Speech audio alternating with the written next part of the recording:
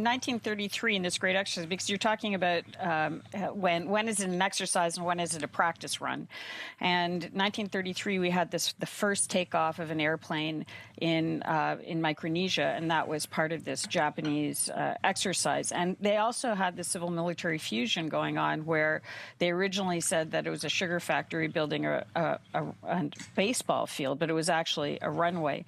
So we're starting to see a lot of the same parallels in the way that Japan was emplacing itself, the way that it was covering over exercises, the civil-military fusion component of it, with the Chinese activity across the area. Tinian itself was, once it was liberated by the Americans, actually is about the shape of Manhattan, shape and size of Manhattan. And so when the Seabees rebuilt it to be able to put in the Northfield runways that where the Enola Gay took off from, they actually renamed all the streets after streets in Manhattan. So if you go to Tinian today, there's a Central Park and a Broadway, and it's a little bit of America. But you're also seeing the Chinese casino relics.